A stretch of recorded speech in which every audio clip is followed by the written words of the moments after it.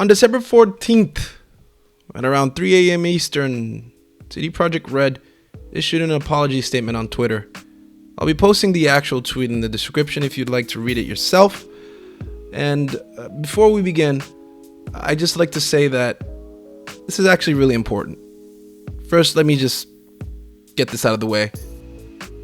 I don't support the act of misleading or deceiving people for the sake of profit or personal gain. That's messed up. It's not cool. That's just, I guess, the corporate world in a nutshell at this point. A given. But I digress. Now, that being said, I do understand why they did what they did.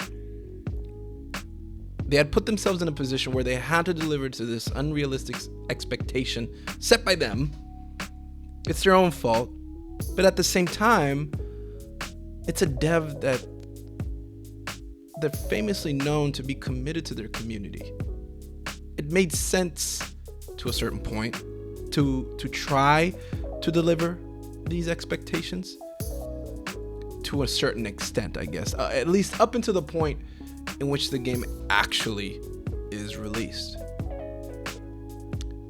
Now, leaving that aside, what is really cool about this is that they came out with this apology, I guess, promptly. With the title this large, you'd think that they would leave this in a hush-hush, similar to what BioWare did with Anthem.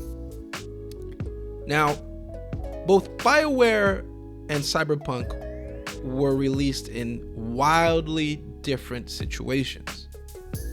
In the case of Anthem, there was a huge lack of content and just not delivering on their proposition, especially with the game being a live service game, a looter shooter, a game with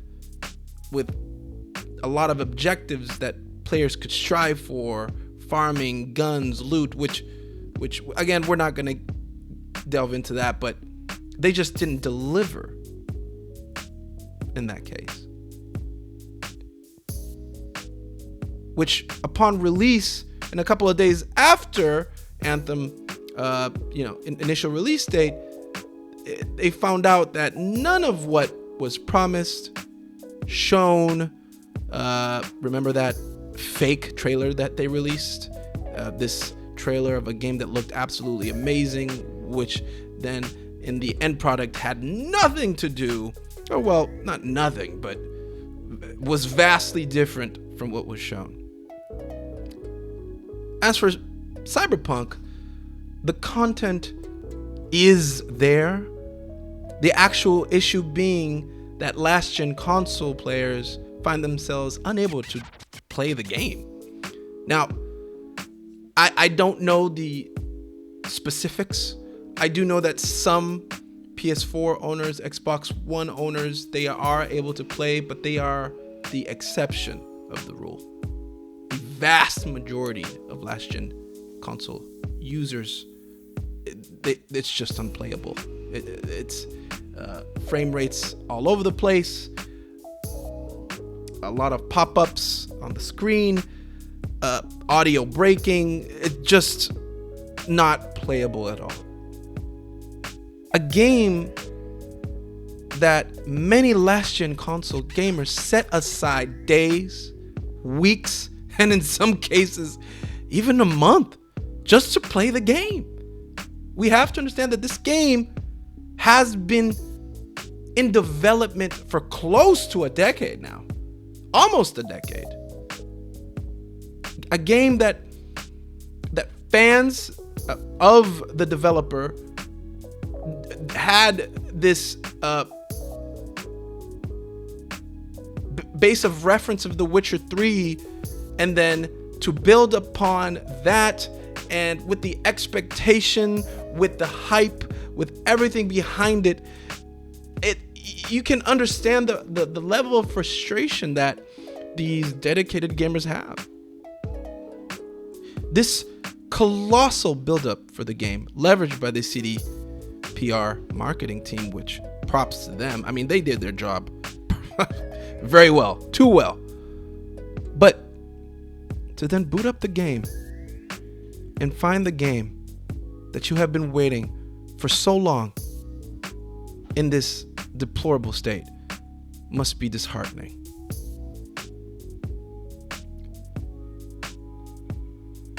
Now, as for me, I'm playing Cyberpunk on an Xbox Series X. It's not perfect. There are some bugs here and there. There has been some occasions in which I had to reboot the game to fix some audio issue. But honestly, for me, as long as the game has stable frame rate, serviceable visuals, and the core of the game delivers, I'm happy. Now, just to be clear, the game does have issues. And also, the version of the game that I'm playing is the last gen version on a next gen console. The next gen console update is only going to come next year, and we have no date or no official date of when that's going to come. That sucks. Because by then, I will probably have played through most, if not the whole game, in a subpar performance, which sucks.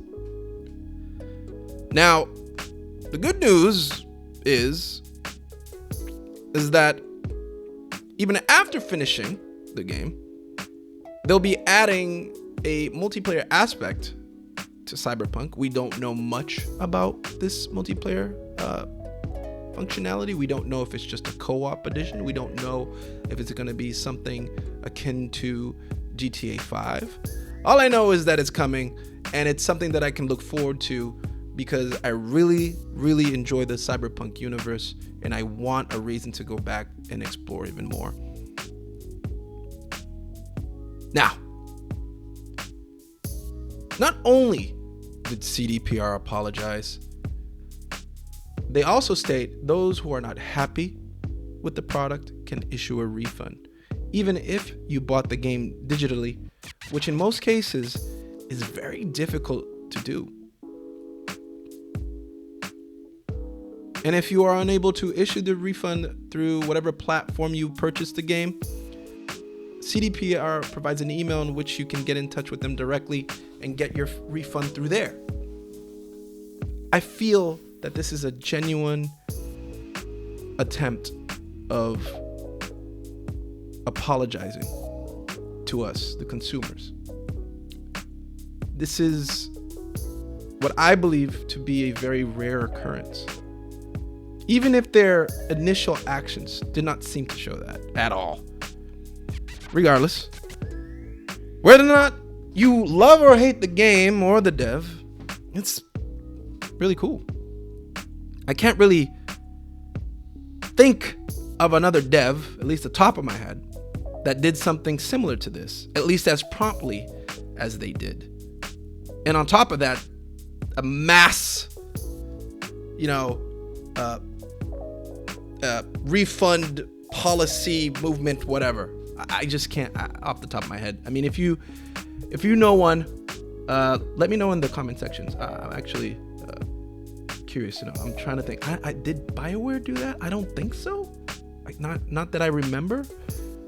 Because if they did, I would have done that. I was one of those people that bought Anthem. But well. Now, something to note as well is that it's been a rough year for everyone. I'm not saying it's an excuse for them and to what they did, but, it's a variable to take into consideration. This occurrence is important because it shows how important it is to set our expectations to a realistic level, especially when it comes to gaming. What do you think? Did CDPR manage to get on your good side with this apology? Do you think that there is no excuse and or no coming back from the respect you had prior? For me, moving forward, I just see my skepticism being more prominent regardless of the dev, publisher, anything, gameplay. Don't even get me started with gameplay trailers. That's for a whole different conversation, which I don't want to have now. I'm all for being hyped. I'm all for looking forward to a game, but at the same time, let's just see the game for what it is when it comes out. And please avoid pre-orders, because that plays a big, huge role for this hype train that these corporations profit out of. That plays a big role.